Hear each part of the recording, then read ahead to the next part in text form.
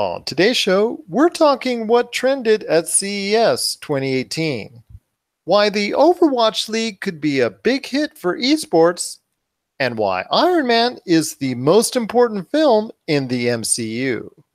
All this and more as we reach our next stop, the PCC Multiverse. And we're back with another episode of the PCC Multiverse. My name is Gerald Glassford from Pop Culture Cosmos and Game Source. We truly appreciate being part of the broadcast here today. And it wouldn't be truly an outstanding episode of the PCC Multiverse without my good friend and fellow host. He is the man, the myth, the legend behind Humanica Media. It's Josh Peterson. What's up, my friend? Hey, I'm just catching up on my video games. I've been sitting here all week playing Wolfenstein, and dang, man, that game is a psychological mess. Amazing game, just really just terrifying, though. Yeah, I've heard nothing but great things about it. I've heard nothing but top 10 lists and a lot of great word of mouth on it. So I'm glad you're enjoying it, at least, I believe. Yeah, I'm enjoying. I've just finished it maybe like a couple hours ago, but yeah, I enjoyed it. It was like shocking though, a lot of it, and I can see why it's so socially relevant. And it's a beautiful game, just terrifying. But it's good. I can't wait to sink my teeth into it. Hopefully, I will be able to get it at some point in time down the road because I personally enjoyed the first one, and I've heard nothing but great things as well on the second. So definitely looking forward to that indeed. But I know you'll be back in a little bit talking a lot of great pop culture and also as well telling us later in the show everything that's going on with your awesome channel, Humanica Media. It's going to be a great show today for everyone out there. We truly appreciate you being part of the broadcast. We've got a lot of talk about CES 2018, Overwatch. We also got a lot more to talk about when it comes to the Marvel Cinematic Universe as we start breaking down those awesome movies from the Marvel Cinematic Universe as we head into February, and also as well the great opening of Black Panther and how it all leads into the Infinity War. Plus also as well, Tyler Baker is going to be stopping by with an NFL playoff preview. Tell you what, it's going to be a great show indeed, but Josh, we got to get things started with CES. The Consumer Electronics Show took place this week in Las Vegas, and while you were playing video games, I was experiencing all the great things at Consumer Electronics, in Consumer Electronics with the Consumer Electronics Show. And I'll tell you what, it was another big performance this year in all the realms of audio and video and robotics and virtual reality. And there was really no central theme or no central push. Some years it's like, okay, we just got into 4K. 4K is this great technology. Let's go ahead and everybody produce something that is 4K related. Or if it's USB-C, just came out. Oh, it's great. Let's just produce something that has USB-C capability. Or I remember when about 4 or 5 years ago, when Android consoles were the rage and everybody wanted to have Android consoles as part of their whole lineup and at least have one thing that represented the Android console capability. Just little things like that. Virtual reality. I remember when that was big with a whole bunch of startup companies really wanted to get into that. But I noticed this year it was just a lot of mix mashing, a lot of representation of where people think the future is for a lot of stuff. Everything seemed to be the world's first, the world's most, the world's best, the world's largest, the world's fastest, the world's biggest. And just seemed to be everybody was bragging about how their products were the best at something, but none of them seemed to really go well and beyond the innovation platform, because I think it's really, I don't want to say the consumer electronics platform is kind of like at a standstill. There's still places for where it's growing and where it's going. And I know there were a lot of nice novelty things there as well. I know a lot of people were laughing as far as with when it comes to the robotics or the ping pong, automatic ping pong player and all that kind of cool stuff. But I really wanted to focus on televisions. 4K, even 8K was shown off in great detail, but just kind of have a hard time getting anybody to really talk about all the different platforms that should be out on 4K. Because, Josh, when you think about it, there's not a whole lot that's really out there that shows off what you can do in 4K, is there? No, I mean, I think the technology, like as far as the consumer technology, is just now catching up to, because you go a couple years back, like you know, computers wouldn't even process 4K footage. Like when I would try to edit something shot on like a Panasonic GH5, which is 4K, none of my Adobe programs would process it. My computer would take forever to load it up. And this year we're finally getting 4K Blu-ray players are starting to appear in the market. You got the Xbox One X, which is 4K gaming. Cable stations are now able to broadcast in 4K. So this is, I think, this year, or 2017 to 2018, this is the beginning of 4K consumerism. And it's just something that wasn't available before. So I only see things kind of increasing from here. But the question is, it's the same thing like when Blu-ray came out. A lot of people were unaware of the fact that you can't play a Blu-ray on a DVD player. So it's all about knowledge and how they market, who they market to. But 4K is beautiful, and and I know a lot of people who look at it this way too. Like they say, technology changes too fast, so why do I need to keep upgrading everything? So they just need to, make the buyers feel safe that this is going to be a thing for a while. And I'll tell you what, it comes to this for me, that when it comes to 4K, I need more platforms to be able to decide what I want to show it off on.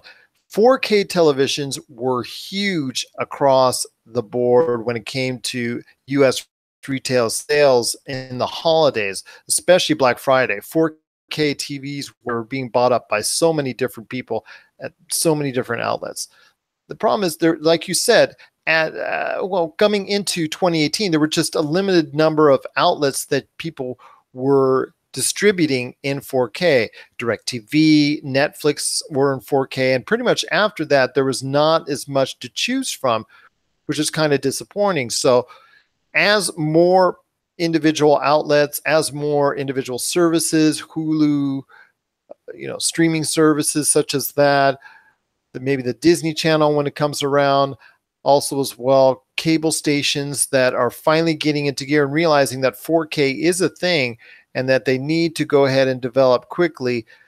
Hopefully that technology will be able to be taken advantage of, because I plan to get a 4K TV hopefully at some point in the near future, as opposed to a distant one. And I know that one of the things I want to do is obviously get nice 4K Blu-rays, Blade Runner 2049 at the top of my list, and so many others that I want to be able to exploit it, plus also as well use that consumer technology to really take advantage of that processing. Also, other great things that were out there. I know Bluetooth and wireless technology was at a premium at Consumer Electronics Show. A lot of things that really wanted to go ahead and market itself did so in a wireless fashion.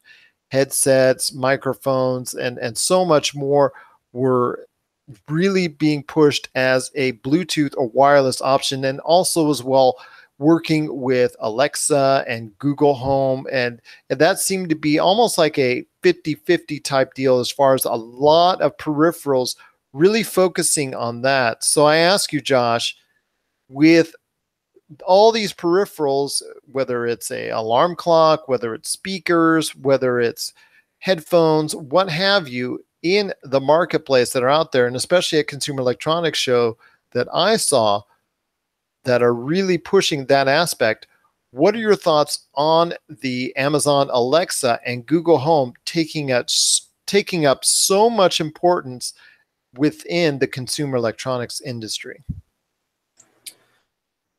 I don't know how I feel about home systems that run the electronics in your home. I'm not envisioning a Skynet scenario, but I maybe I don't understand the appeal. It's just because a lot of people I know who have it, they just have it because they like to, run everything off of an iPad, or they like to have it so they can just say that they have it. They're one of those people that has to constantly be upgrading whenever new things come out. So, good for them. And if it makes life more convenient, that's great. But I have yet to see a use for it personally where I need it. So, and I'm curious to see. I think the technology is amazing, and I'm curious to see where it's going to go.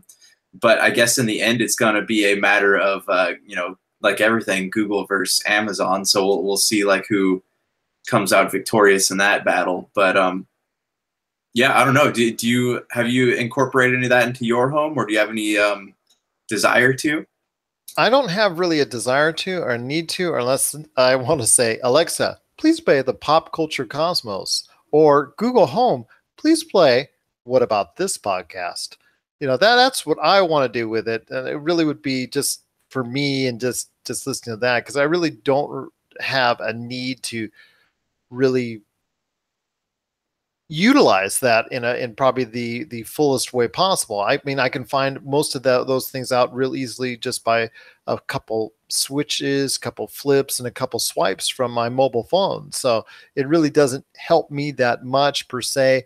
But I know a lot of people it's interested in. I have the Kinect. So I tell you what, even though that's now a passe technology, it started incorporating a lot of those ideals first ahead of the Google Home and the Amazon Alexa. So I tell you what, it's well, hold on, let me see what that is first.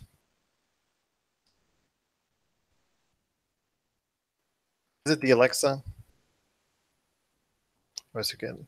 The Alexa. Yeah, it's the Alexa. All right.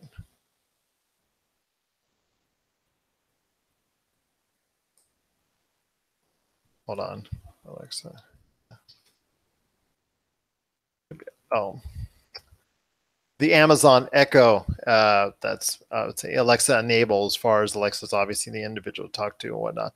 The Amazon Echo and the Google Home and all that stuff that they're saying that it works with. But yeah, like I said, it's something that I guess it's there. It's kind of cool technology, but it's something I don't need, and I'm not sure a whole lot of people need it. But it's kind of like a great novelty to have. So I know it is selling well for both entities at this point in time. But it was nice to see all that consumer electronics out there. It was nice to see all those consumer electronics out there, and it was just nice to see everybody going ahead and having a positive attitude about showing off their products. A lot from all over the world, from all corners of the globe, that just really wanted to go ahead and show off their products. A lot of Chinese influence, France, Canada, Italy, England. Just a lot of great overseas representatives were there as well, that really made it something special that a lot of people could really get into with all this great stuff coming down the pike. So it'll be definitely great to see where the consumer electronics industry is headed, what technologies will be coming through, and what items that people eventually will want and desire when most of these brand new products will come out later this year and even during the holiday season, because that's what it's all about. A lot of the stuff that they show at the Consumer Electronics Show are not available now, but will be down the road. What are your thoughts on the Consumer Electronics Show? Did you get a chance to see some of the products that were there? Was there something in particular that you liked? I know there were a lot of great things from so many manufacturers: Sony, LG, Razer, so many others, Panasonic. The list just goes on with thousands of different manufacturers that were there, and there were so many crazy things were there. It was just a great pleasure to be there. But what are your thoughts on the Consumer Electronics Show? Are you really excited when it comes around to see what's coming out and what's new in consumer electronics? Share us your thoughts, popculturecosmos@yahoo.com. Also as well, Humanic Media, Pop Culture Cosmos, and Game Source on Facebook and Twitter as well. It's going to be an awesome podcast we have for you. Josh and I are coming back with our thoughts on the brand new Overwatch League. Also, as well, we're going to be coming back later in the show to talk about why Iron Man is so important to the MCU as we lead into episode by episode towards the Black Panther movie coming out in mid-February, and also where it leads into Infinity Wars from there. That's going to be coming up later in the broadcast. Also, as well, Tyler Baker stopping by. He is also going to give us he is going to be giving us a preview of this weekend in the NFL playoffs.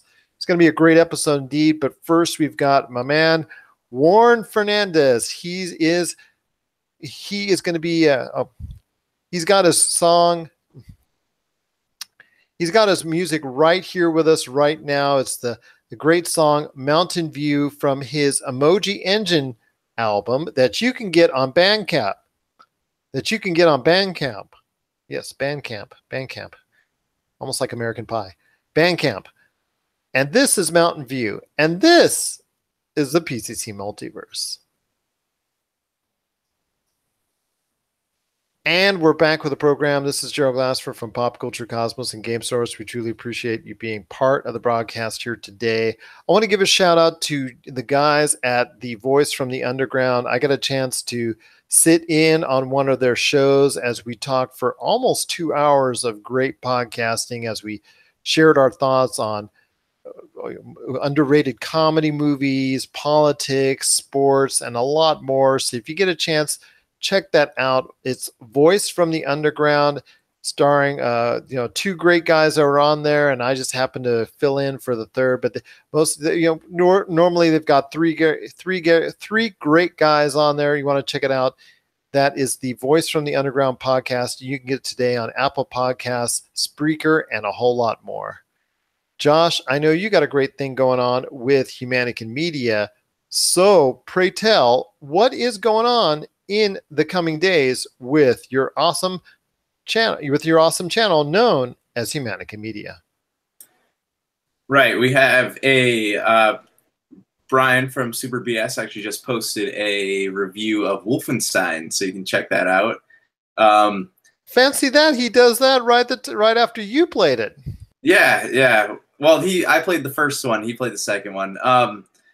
New What About This just went up on Monday. We'll have a new Topicocalypse tomorrow night, and new Inside Sports also tomorrow night. So stay tuned for those things. And then next week begins the cycle of news. So if you want to follow us on Facebook, you'll be able to keep up with all the things that we've got coming out. That's awesome. That's awesome indeed. Once again, check that out on the Humanican Media channels on Podbean, YouTube, and also Apple Podcasts, among others as well. Josh, the Overwatch League, something that has been given a fair amount of hype on a lot of different internet outlets in regard that really cater to the video game scene. It's been really hyped up as something that is going to be the quote unquote next great thing in esports. Kind of think it's cool what they're doing with a little different scenario in regards to having different cities and different team names and people actually, buying uniforms. I was actually at CES this week, and I saw people actually wearing Overwatch League uniforms for the various cities that they really enjoyed and really wanted to get behind. Play started this week with a lot of great games that are already taking place. I know our good friend Jay Bartlett from Nintendo Quest, he and his wife are big London supporters. So I ask you, Josh, with all this going on with the Overwatch League and Blizzard saying they are going to take esports to the next level with this, I saw a lot of hype on it. I got a lot of feedback on it. So I want to hear your thoughts as someone who has really never embraced esports, which is okay because there's a lot of people out there who haven't yet. What are your thoughts on possibly getting into an Overwatch League? It's one of those things where I would have to see it in person. Like, I'd have to see it myself. Like, you saw the people in the jerseys. Like, I would have to see people legitimately getting excited over stuff like this. For me, we've talked about this before. I'm not into Blizzard games. I've never, it's never been appealing to me. I've never had a desire to play them. Even when the guys on the Super BS talk about it, I don't like. I just get quiet, and they're like, "Well, you gotta try at least one. You gotta try League of Legends or something." I just don't have any desire to play it. So Which is weird because they're different formats. I mean, they have now a first person shooter, they have the MOBA, they have the they have obviously World of Warcraft. They're not, it's not like they're strictly fixed on one set of genre. right, and good for them. I'm glad that they are expanding their genres. I just like maybe to me it's because it's never like fit into my gaming schedule. I've always been playing something when one of their things come out, and I just never took the time to check out what they have to offer. But back to esports, like if this is a thing, and if it's something that's like accessible and something that I can watch and see for myself, like what it is and how people are getting excited over it. Yeah, maybe it's something I could get into in the future, but I know they were talking something about maybe having esports in the Olympics. I want to know more information, but I want to know information that I don't have to dig around the internet for. Like if it's going to become mainstream, I want to be able to like hear other people talk about it and like have it become a thing. And then that way I can, devote some time into seeing what this big thing is all about. I'll say this, that it is trying very hard. Esports is, and I know I've talked about it with Christian Zamudio, our esports expert, when we've talked about how TBS, TNT, ESPN, Twitch have all tried to embrace esports in some form or fashion. And they are getting a concentrated number of viewers. And obviously, they're still very much into it because even in NBA games and other outlets, they're still advertising these esports events and still showing them on screen. I know the Overwatch League that is, I just think this will be a great way for people to identify, because there's now teams with cities similar to what you would see in an NBA and an NFL and an NHL that you could actually maybe attach yourself to with more. For instance, I'm a huge Lakers fan. I know people be laughing at me as I say that because they're really on a not been doing very well up until recently. So being that I'm a fan, I came from Southern California. It was just something that I endeared to me. Same thing could be with somebody else that's just really getting into esports and video games. They may be from in and around London, and they meant to just get really into the London Spitfire, I think, isn't it? Yeah, the London Spitfire. So, or the Los Angeles Valiant, or any one of the other number of different locations that have a Overwatch team. It's really kind of cool to see what they're doing with it. And this is kind of a different kind of thing as opposed to what we've seen is with League of Legends and whatnot, where the teams you support are based off of whoever is sponsoring, like Samsung or what have you. So this is definitely a cool way and a novel way to get into esports for people if they want to be able to associate with that. And Overwatch has been an increasingly popular game. It is now one of Blizzard's strongest entries that is out there.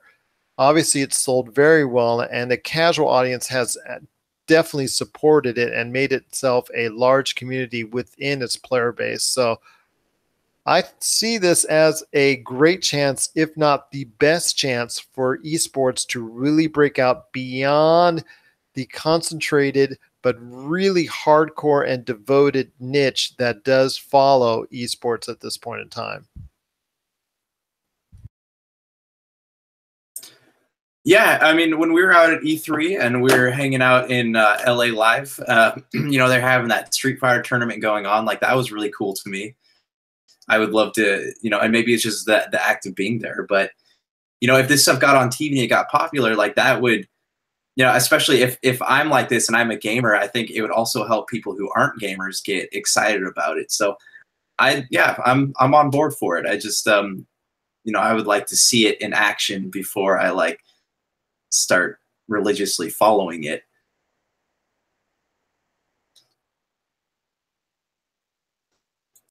Yes, indeed. Absolutely. I agree. I would like to even get more into it myself, and maybe I will. Well, I'm hoping for a Vegas team, and I know you're hoping for an Orange County team. Well, you like the LA Kings, so you never know.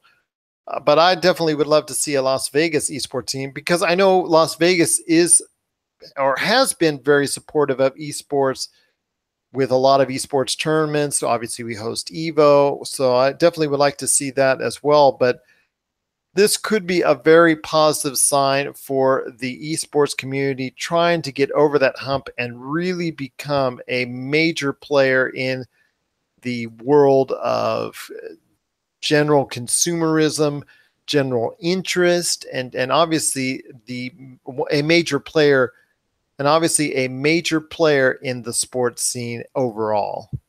What are your thoughts on the new Overwatch League? Are you interested in it? Do you already have a team that you're already rooting for? Or maybe you've already bought a jersey like our good friend Jay.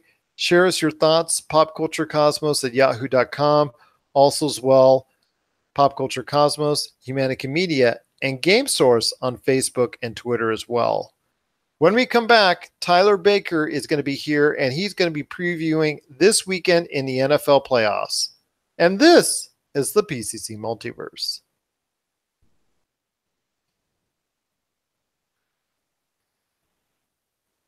And we're back once again with the PCC Multiverse. My name is Gerald Glassford from Pop Culture Cosmos and Game Source. We truly appreciate you being part of the broadcast here today. Want to thank everyone for listening. And if you were a devoted listener to us during our time on the Podcast Radio Network, I'm hearing still good things about being back on the network real soon. I'm hearing it's going back on the air in the not too distant future. So we're very hopeful for that.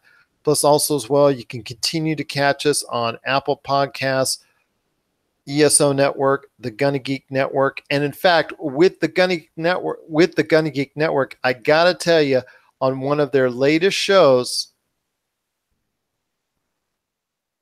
the guys from the All Things Good and Nerdy podcast are talking the latest on the Logan Paul controversy, Donnie Yen, and so much more. So catch the Good and Nerdy podcast today on the Gunny Geek Network. You won't be disappointed. Check it out. You'll love it indeed. Plus, also, we are always on the Tangent Bound Network, ESO Network, like I said, the Tangent Bound Network, Google Play, Stitcher, Overcast, Player.fm, and also check us out on Podchaser. And want to give Podchaser a big thank you for giving us so much help. And as far as out of the thousands of society and culture podcasts that are out there, we're in the top 100 in both society and culture, and also pop culture podcast categories. We're in the top 100. In fact, we are in the top 50 in culture podcasts, top 60 in society podcasts, and I believe in the top 10 still in pop culture. So definitely thank you to Podchaser and everybody who listens to us there for checking us out there. And we truly appreciate you letting Pop Culture Cosmos into your homes every week indeed. So Josh, you wanted us to break down all the movies in the Marvel Cinematic Universe as we roll into the two big films this year from Marvel in Black Panther and also as well Infinity War. On our Sunday show, we're going to talk about another movie that coming up with Black in the title that I really want to talk about that, but we can't go into it too much here. It's a kind of a thing right there. But we'll delve into other stuff like that in the Marvel Universe on the Sunday show. But this week, we're going to be talking Iron Man, the original movie from 2008. Josh, you saw it again. And just share me your thoughts on why Iron Man, well, I know in my opinion, but in your opinion, why is Iron Man so important to the Marvel Cinematic Universe? It was the beginning of a movement. It was, before we'd gotten, some cheesy Batman movies, we had Spider-Man, which was okay, you know, up until Spider-Man 3, and then it just kind of wasn't okay. But this was the first time that we could see, because, you know, you sit there and you think about a character like Iron Man. How are they going to do that? Are the effects going to be practical? Are they going to be, is it going to be all CG? How is this going to happen? And then lo and behold, you know, Jon Favreau brings this picture out, and it just looks spectacular. The CG is well done, the acting is well done, and it makes you want to be a part of this connected universe that they're creating. It was the first time that, like, comic book fans had walked into a movie theater and then been walked out, like, being like, okay, yeah, I'm on board with this. And it was really, like, without Iron Man, you know, it's, if I look at it this way, like, if they would have put Thor, Captain America, or any of those movies first, I don't think that the Marvel universe or cinematic universe would be where it is today. Do you, is that, you think that's I'm wrong on this, or is it, where No, do I you think you're stand right. on As that? much as no, I think you're right. I think you definitely hit it on the head right there. I love Captain America: First Avenger. I think it's a very easy watch, but we'll go back. We'll go into that when that movie comes up. I'm not a big fan of the first two Thor films, but either which way, the first those if those films were the lead dog and were the original films in the Marvel Cinematic Universe, I'm not sure there would be a Marvel Cinematic Universe. People seem to really come into the Marvel Cinematic Universe in an easy way because of the performance of Robert Downey Jr. He took this by storm. He was someone that I know was not the first choice for the role. I know they had other individuals in mind. I know he had had problems with drug and other entities throughout his career, and I know he needed Iron Man just as much as Iron Man and Marvel needed him. It was a perfect time for each, and I'll tell you what, he definitely showed it, and he definitely killed it in that performance in Iron Man.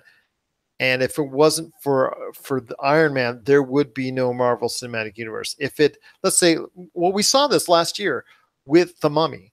I mean, The Mummy was supposed to be the Iron Man for the monster movie universe for Universal, and it did not perform anywhere near expectations, and quite literally could have killed off that entire universe with just that one movie. Well, it kind of did. I don't hear any plans for any other thing, but they haven't totally scratched it off. A universe has not been official in that statement, so I don't want to say for 100% for sure. But you see what happened because of the success of Iron Man that led to more movies down the road, obviously all tying into each other. And that was the best thing about it too, is we didn't even know at that time that Iron Man was going to be the kickoff for this universe, and that these films were going to tie into each other in some form or fashion. That's what makes it even better. It's just like a great story that Jon Favreau really just was able to craft, and it just really brings out the best in the Marvel Cinematic Universe. Now, mind you, those may have not been the Iron Man who was still at that time. Remember, DC had the upper hand because the Batman films had Batman Begins had already come out, and I think The Dark Knight that came out as well already. Correct? I think Dark Knight was after, or might have been the same year. They both came out the same year. Yes. Yeah. So, in fact, okay. So, yeah, that was. But yeah, yeah, Iron Man came out first. yeah. You're right, though. I mean, it feels like the Marvel Cinematic Universe was written for Tony Stark, is written for Robert Downey Jr. He is the common thread that flows throughout most of them, and even like his performance in Spider-Man's or Iron Man's presence in Spider-Man just goes to show you how much, like, this whole you know, first 4 phases of this universe hinges on his character. Like, he's the thread that keeps all these heroes revolving around each other. Exactly, and he is still the only one that's had a Marvel movie based off of him that's gone over $1 billion. Guardians of the Galaxy did not go over $1 billion. Thor has not gone by himself, not gone over $1 billion. Neither has Captain America. None of them have gone over $1 billion. Only the Iron Man, was it Iron Man 2 or 3? I think Iron Man 3 went quite a bit over $1 billion, which proved people love that character. And it all started with this. And like I said, when Iron Man was released, Marvel movies were considered a joke for the most part. I mean, when Blade was considered your best Marvel movie, and it really wasn't a Marvel 100% movie. I mean, I think a lot of Hey, Guillermo del Toro did an amazing job with Blade 2. It wasn't a great movie, but it was a spectacle. All right, moving on. But Blade, the original Blade, I thought was a really solid movie. But when that's thought of as your best movie at that point in time from the Marvels, utilizing a Marvel character outside of the Spider-Man movies from Sony, that was pretty much all at that point in time. But those were more of the vehicles of the actual movie companies than from Marvel. They were just saying, hey, can we use this character? We'll go ahead and take care of everything else.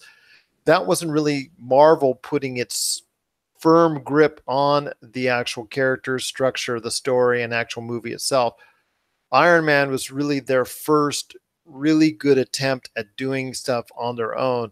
I know they worked previously with that first Hulk movie, which didn't pan out. Obviously, the Daredevil thing and Elektra thing didn't go the way they wanted to. So basically, this was the first time Marvel really killed it on both a critical and also popularity basis. I mean, the movie made almost $600 million. It showed the potential to everyone out there what the Marvel Cinematic Universe could do if it was done correctly, and gave a lot of people hope for the future for superhero films. So, and I know people like to say, well, Batman movies were already out and were coming out and whatnot, but I think when they tie in the superhero movie craze, I think that when it really starts with Iron Man, because I don't think they always associate those Batman films with that. Does that make sense? Yeah, no, the Batman films, like Chris Nolan's especially, they weren't very like comic-y. They weren't very comic booky. Like exactly. Iron Man, that's what I'm trying to say. Yeah, because it really doesn't seem like they're part of that whole genre in a way. Right. So Iron Man is very comic booky. Batman was more surreal and visceral. And that's one of my big complaints about the Justice League is that it feels way too comic booky. Like I miss the that realism that was in there. But yeah, back to Iron Man. The sorry, hold on, the dog's drinking again. Yeah, someone let him in the room, and I was just counting down the seconds. 5, 4, 3, 2, slurp, slurp, slurp, slurp, slurp, slurp.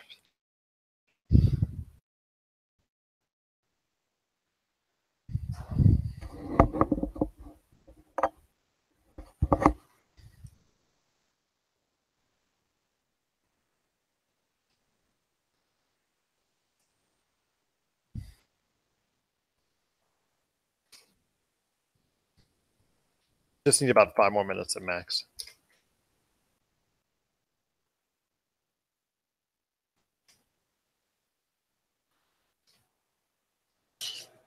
Okay, sorry. Before I was so rudely interrupted by my dog's drinking habit.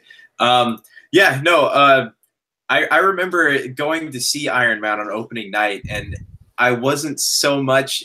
The movie was really cool, but I wasn't so much like during the movie. I wasn't so much excited about what I was seeing on the screen, but more as like I was excited about how it was relating to the comic books that I've read.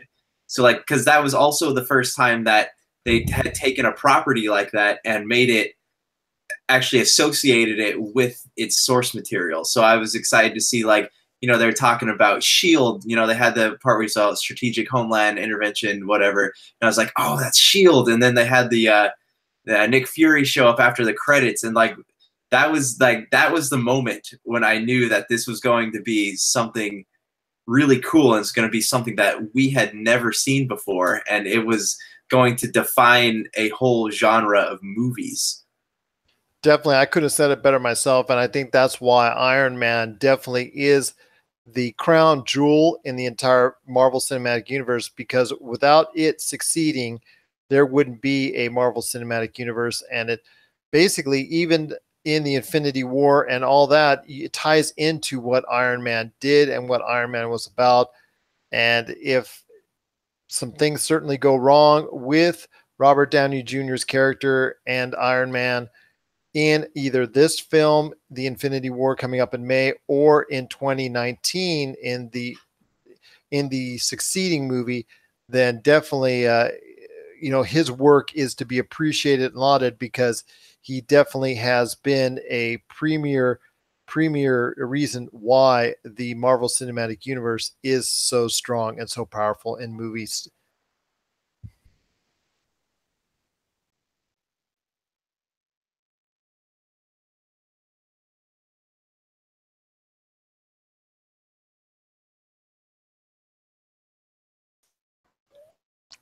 Why the Marvel Cinematic Universe has been so strong and so powerful in the movie industry, and why it has become a very, very popular franchise. In fact, one of the most popular franchises ever in the movie industry. What are your thoughts on Iron Man? Do you really see it as a prized possession in the Marvel Cinematic Universe, as the important key to the Marvel Cinematic Universe, or do you see it as just another movie leading up to Infinity War, or do you even care about it at all as a movie in the franchise? Share us your thoughts, popculturecosmos@yahoo.com. Also, as well, Pop Culture Cosmos, Humanity Media, and Game Source on Facebook and Twitter as well. So, Josh, it's been a great show indeed. Want to thank Tyler Baker for being on the show, talking some NFL playoffs, and of course, you, my friend, as well, for dropping some knowledge on some great pop culture topics. I know we're coming back on Monday, and I know we got a lot of great things to talk about when it comes to Nintendo Direct.